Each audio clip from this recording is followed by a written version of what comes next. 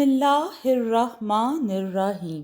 السلام علیکم دوستو، آج میں آپ کے لیے بہت ہی خوفناک کہانی لے کے آئی ہوں، لیکن کہانی شروع کرنے سے پہلے میری آپ سب دوستوں سے گزارش ہے، اگر آپ میرے چینل پر نئے ہیں تو اسے سبسکرائب کر لیں اور بیل آئیکن کو بھی دبا لیں تاکہ دلچسپ اور بہترین کہانیوں کا یہ جو سلسلہ ہے بر وقت آپ تک پہنچتا رہے۔ بعض اوقات ایسا ہوتا ہے کہ انسان اپنے دل کے پیچھے بھاگتے ہوئے وہ کچھ کر جاتا ہے جو اسے نہیں کرنا چاہیے۔ اس وقت وہ یہ بھی سمجھنے کی صلاحیت نہیں رکھتا کیا صحیح ہے اور کیا غلط۔ بعض اوقات ایسا بھی ہوتا ہے کہ جو ہم سوچ رہے ہوتے ہیں ویسا نہیں ہوتا۔ آخر وہ کون تھی؟ دوستو، یہ اس وقت کی کہانی ہے جب میری عمر لگ بھگ 25-26 سال کی تھی۔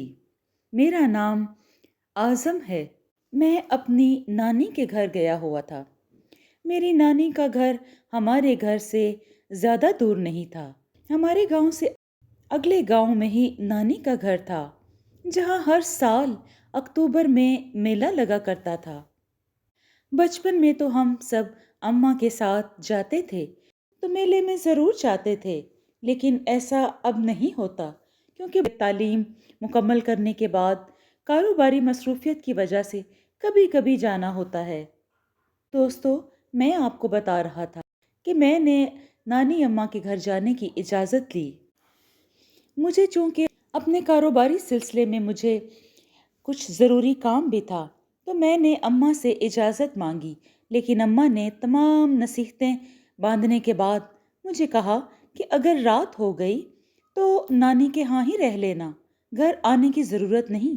رات کے وقت گاؤں کا ماحول پتہ ہے نا، بہت خطرناک ہو جاتا ہے، میں چور لٹیرے کچھ بھی ہو سکتا ہے، لہٰذا تم نانی کے گھر ہی رک جانا۔ میں نے جی اچھا کہا اور چل نکلا۔ میں اپنی موٹر سائیکل پر تھا۔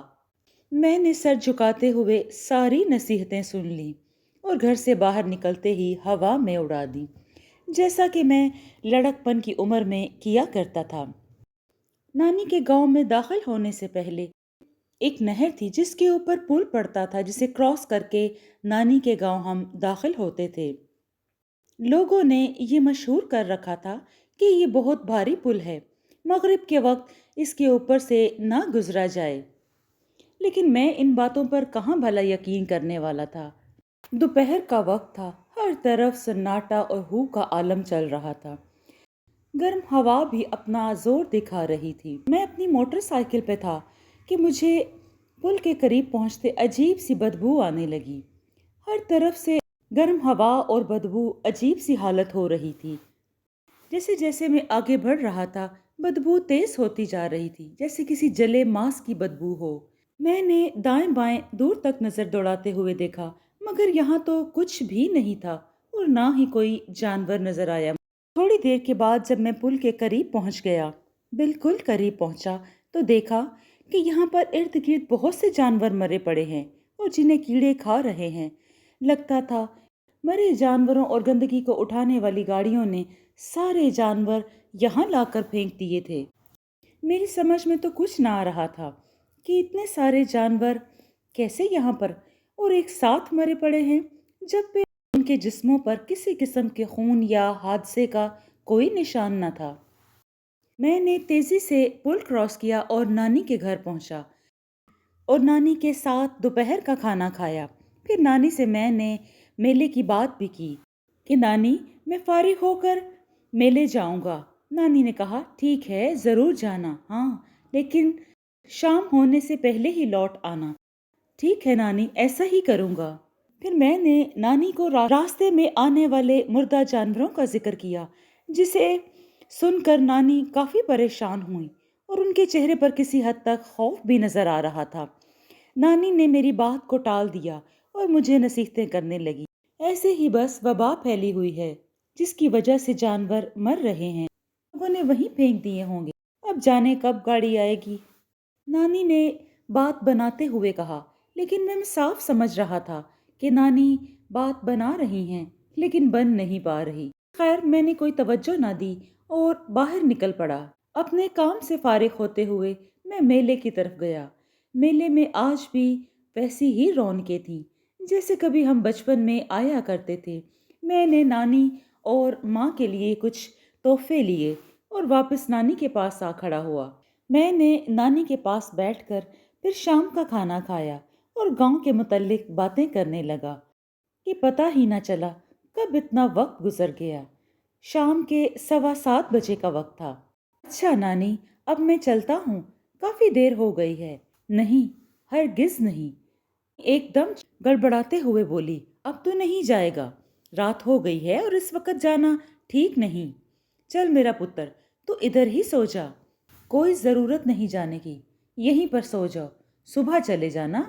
میں نے نانی کو بتایا، نانی مجھے صبح بہت ضروری کام ہے جس کے لیے میں یہاں پر اپنی ضرورت کی چیزیں لینے آیا تھا۔ لیکن نانی نے کسی صورت میری بات نہ مانی۔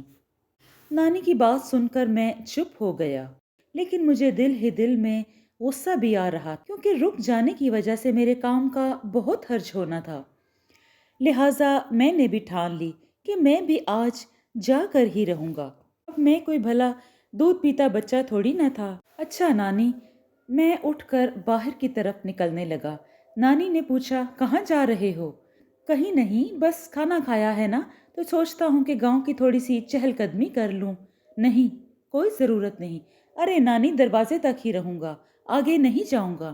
نانی نے بڑی فکر مندی سے میری طرف دیکھا اور پھر کہا، بس تھوڑی دیر کے لیے۔ ٹھیک ہے نانی۔ میں آرام سے چلتا ہوا میں اپنی بائک تک پہنچا۔ بائک کو گھسیٹتا ہوا دروازے سے باہر لے گیا کیونکہ میں چاہتا تھا کہ نانی کو میری بائک کی آواز نہ آئے۔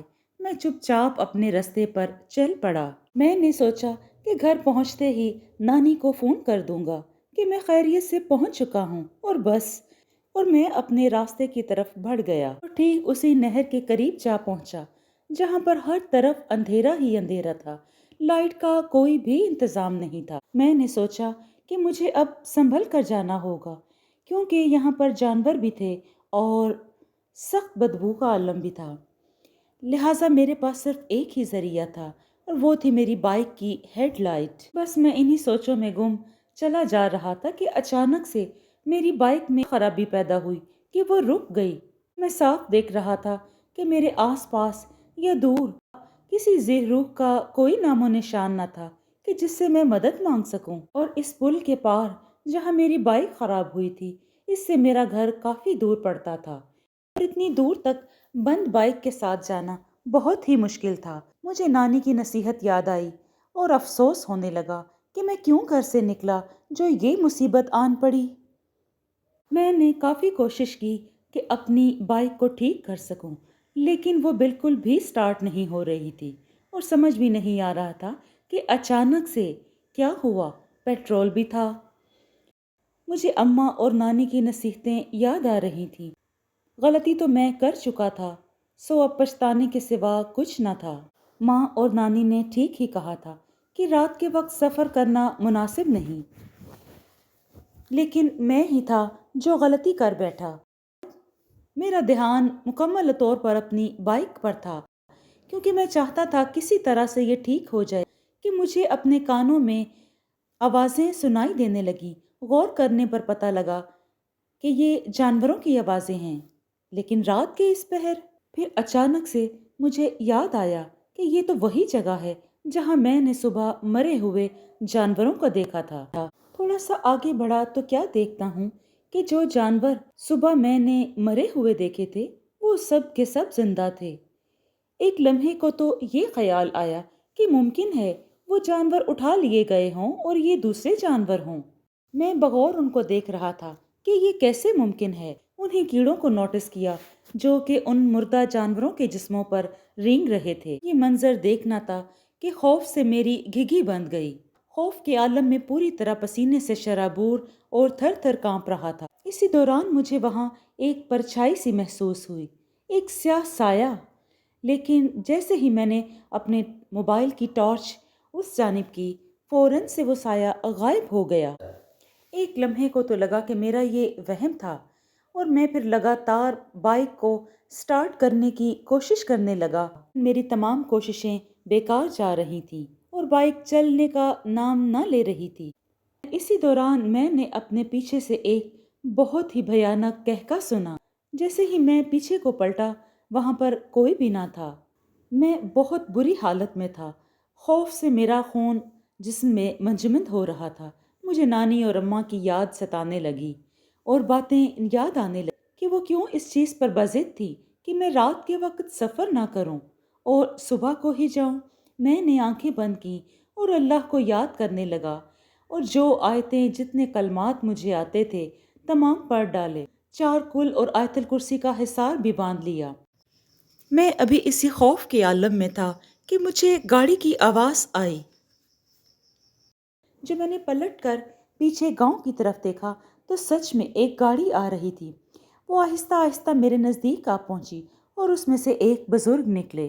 انہوں نے مجھے پوچھا، پتر کیا بات ہے، کیوں یہاں پر کھڑا ہے؟ تو میں نے کہا، بابا جی میری موٹر سائیکل خراب ہو گئی ہے اور یہاں پر مجھے بہت خوف آ رہا ہے۔ انہوں نے کہا، کوئی مسئلہ ہی نہیں، میں بھی اسی طرف جا رہا ہوں، چلو میرے ساتھ چلو۔ ان بابا جی نے میری بائک کا سل پر ہاتھ رکھا تو بائک فوراً سے سٹارٹ ہو گئی۔ نانی کا گاؤں کی پل پار کرتے ہی تھوڑا آگے پہنچنے پر انہوں نے کہا کہ ٹھیک ہے اب تم جاؤ۔ تو میں نے ان سے کہا، بابا جی آپ نہیں جائیں گے؟ آپ نے تو کہا تھا کہ آپ میرے ساتھ چلیں گے۔ نہیں پتر، میرا کام بس یہاں تک تھا، اب تم خود جاؤ آگے۔ بابا جی پل والے راستے کے بارے میں آپ کو پتہ ہے؟ مرے ہوئے جانوروں کو دیکھا تھا اور اب انہی جانوروں کو زندہ دیکھ رہا ہوں۔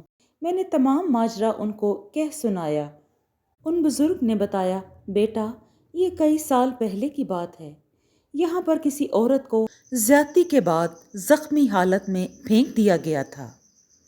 ہر گزرنے والے راہگیر نے اس کے ساتھ وہی گھناؤنا عمل کیا، لہٰذا یہ اسی عورت کی بدروح ہے اور یہ جانور وہی لوگ ہیں جنہوں نے اس کے ساتھ یہ سلوک کیا تھا۔ اس نے ان کو جانور بنا دیا ہے اور اب وہی ڈائن رات کے وقت یہاں سے گزرنے والے ہر مرد کو اپنا شکار بنانے کی کوشش کرتی ہے۔ جو اس کے جال میں پھنس جاتا ہے، یہ اس کا گوشت ان جانوروں کو کھلاتی ہے۔ پھر میں نے ان بزرگ سے پوچھا، بابا جی میلے میں سے لوگ بھی 7 بجے غائب ہونا شروع ہو گئے تھے، یہ کیا ماجرا تھا؟ تو ان بزرگ نے مجھے بتایا، پتر یہ اس گاؤں میں رات 7 بجے کے بعد کوئی بھی مرد باہر نہیں نکلتا، یعنی سفر کے ارادے سے باہر نہیں نکلتا۔ اتنا کہنا تھا کہ وہ واپس ہو لیے۔ میں اپنے گاؤں کی حدود میں داخل ہو چکا تھا۔ کچھ دکانیں تھیں جو ابھی بند ہو رہی تھیں۔ میں ان کی طرف بڑھا اور سلام کیا۔ وہ مجھے حیرت سے دیکھے جا رہے تھے۔ میں نے پوچھا، چاچا کیا ہوا، ایسے کیوں دیکھے جا رہے ہو؟ تو چاچا نے مجھے حیران کر دیا۔ ارے میں کیا دیکھ رہا ہوں؟ حیران تو پتر تو نے مجھے کر دیا ہے۔ ایسے کیا بڑبڑا رہا تھا ادھر، ہوا ہی ہوا میں باتیں کیے جا رہا تھا؟ پاگل ہو گیا ہے کیا جو خود سے ہی بڑبڑا رہا تھا؟ چاچا کی بات سن کر میں شدید حیرت زدہ ہوا کہ اب ان کو کیا ہو گیا۔ چاچا کو میں نے بتایا کہ میں اس شخص سے باتیں کر رہا تھا جو مجھے چھوڑنے گاؤں تک آئے تھے۔ چاچا نے کہا، کون سا شخص؟ وہاں تو تیرے علاوہ کوئی نہ تھا۔ جب میں نے پلٹ کر دیکھا تو وہاں کوئی بھی نہ تھا، نہ ہی وہ بزرگ بابا جی اور نہ ان کی گاڑی۔ کچھ بھی سمجھ نہیں آ رہا تھا کہ آج صبح سے میرے ساتھ یہ کیا ماجرا ہو رہا ہے۔ چاپ وہاں سے نکل گیا۔ اپنی جان بچ جانے پر میں نے اللہ کا شکر ادا کیا اور رات کے سفر سے توبہ کی۔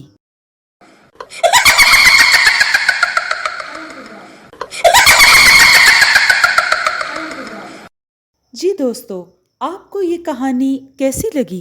اگر آپ کو یہ کہانی پسند آئی ہے تو اس کو لائک اور شیئر کیجیے اور کمنٹ میں اپنی رائے کا اظہار کریں۔ خوش رہیں، اپنا اور اپنوں کا بہت سا خیال رکھیں۔ شکریہ۔